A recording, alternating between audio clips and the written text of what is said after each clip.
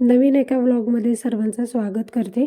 तर आज आहे चौथा गुरुवार. तर चौथ्या गुरुवारची आज पूजा वगैरे मांडायची आहे म्हणून संपूर्ण घर पहिले क्लीन करून घ्यावं म्हटलं.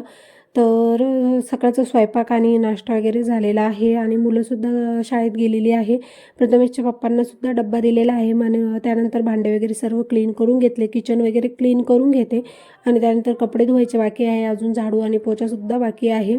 त्यानंतर मला देवाची पूजा वगैरे करून देवाऱ्यातली सुद्धा पूजा करायची आहे आणि पूजासुद्धा मांडायची आहे. तसेच आज आहे उद्यापनसुद्धा, तर त्यामुळे जरा घाईच आहे. तर नॉनस्टॉप असं काम सकाळपासून उठले तसं चालूच आहे. पटापट आवरून घेतलेलं म्हणजे जरा बरं वाटतं. त्याच्यामुळे मग मी संपूर्ण किचन वगैरे तर झालेलं आहे क्लीन. आता फरची वगैरे पुसून घेते आणि कपडे राहिलेले ते कपडेसुद्धा धुवून घेणार आहे. घरातली सर्व कामे पहिले करून घेते, त्यानंतर पूजा करायला शांत आणि निवांत लागतो. त्यामुळे मग घरातली सर्व कामं आवरली का व्यवस्थित पूजा पण सुद्धा होऊन जाते आपली. थोड्या वेळाने मग मी केस वगैरे स्वच्छ धुतले होते, तर उन्हात गेले थोड्या वेळ उन्हामध्ये केस सुकवायला, कारण थंडी खूप जास्त आहे. त्यामुळे सर्दी लवकर होते आणि या दिवसांमध्ये थंडीमध्ये. त्यामुळे म्हटलं पहिले केस वगैरे सुकवून घेऊया आणि जवळजवळ आज सकाळी 5:30ला उठलेली होती. 9-9:30पर्यंत संपूर्ण कामं आवरलेली होती. त्यानंतर पूजेचं सामान वगैरे घेऊन आले, पूजा मांडायला बसले, पूजा वगैरे मांडून घेतलेली आहे. आता रांगोळी वगैरे काढणं चालू आहे, रांगोळी काढायची आहे.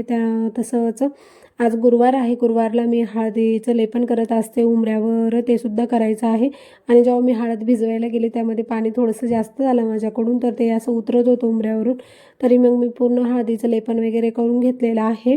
आणि हे असं म्हणजे छान राहतं, महालक्ष्मीलाच आव्हान देणं किंवा त्यांच्यासाठीच आपल्याला घरासाठी शुभ असतं हे. तर मी दर गुरुवारी करत असते, तुम्हीही सुद्धा करत चला.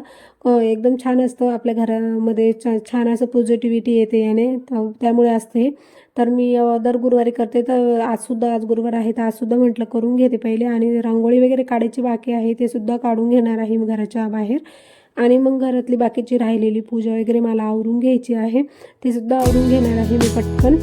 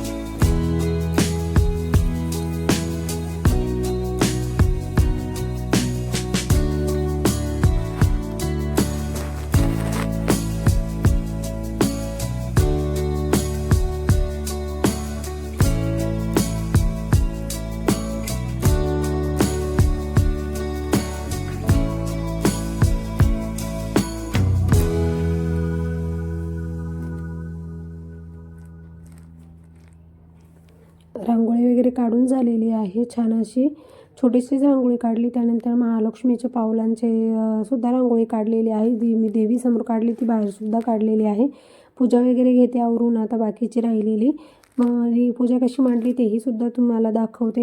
एकदम सिंपल आणि साध्या पद्धतीने मांडलेली आहे.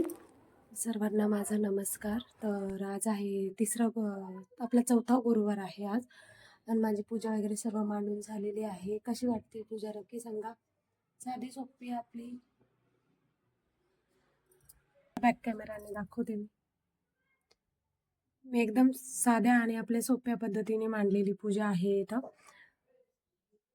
आणि महालक्ष्मीची पूजा असं पण इतकं अवघड नसतं मांडणं, खूप सोप्या पद्धतीने मांडली जाते. आणि आज आहे उद्यापन, तर मी त्याचा सुद्धा व्हिडिओ शूट करेल आणि तुमच्यासोबत शेअर करेल. तर माझे व्हिडिओज तुम्हाला आवडत असतील तर चॅनलला सबस्क्राईब करा, लाईक करत जा. आणि मला असंच आणि त्यानंतर मग थोड्या वेळाने मी पोथी वगैरे वाचणार आणि संध्याकाळी मग उद्यापन करणार बायांना बोलून. तर मग ते सुद्धा तुमच्यासोबत शेअर करेन मी. तर व्हिडिओला कंटिन्यू करा आणि नक्की तुमच्या सपोर्टची मला गरज आहे, तर प्लीज सपोर्ट करा मला आणि चॅनलला सबस्क्राईब करा. ठेवावी. श्री लक्ष्मी देवीची कहाणी. द्वापर युगाच्या अधिष्ठी सौराष्ट्रात देशाची मोहिनी श्री महालक्ष्मी देवी आटपाट नगर होतं. नगराचा एक राजा होता. त्याचे नाव होते भद्रश्रव. पुढे तिचा पुनर्जन्म झाला. स्त्रीचाच जन्म पुन्हा मिळाला, पण भाग्य उजळले. भद्रश्रव राजाशी तिचा हा विवाह झाला. ऐश्वर्यात लोळू लागली, गर्वाने ती फुगली, गरिबांना विसरली, तोराताटानं फुगली, दासीवर रागवली. एकदा काय झाले, देवीच्या मनात आलं, राणीला आपण भेटावं, मागच्या जन्माची आठवण द्यावी, ओळखते की नाही हे बघावं. राणी राजवाड्यात सुखाने राहत होती. राजाही कौतुक करी, तिचे लाड पूर्वी. त्या दोघांना पुढे 7 पुत्र आणि एक कन्या झाली. कन्येचे नाव होते शांबाला.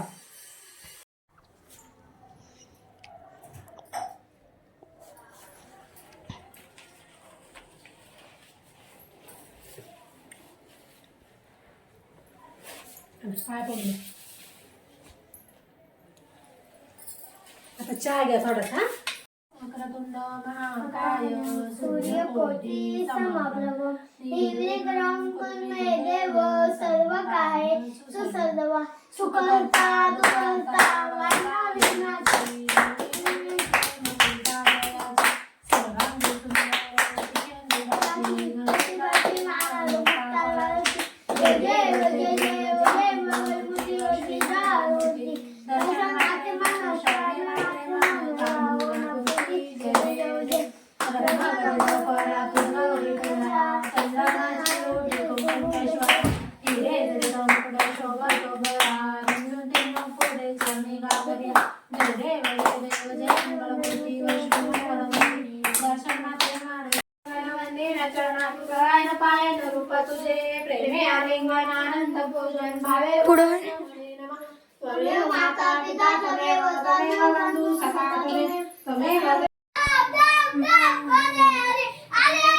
सदा सर्वदा योग तुझा घडावा, तुझे कारणी दे जा पडावा.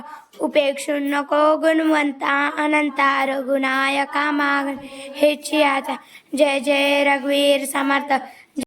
निवद देऊन घेते. आणि कसा वाटला आजचा व्लॉग तेही शेअर करा. प्रथमेशची मस्ती कशी वाटली तुम्हाला आरती करताना तेही शेअर करा आणि चॅनलला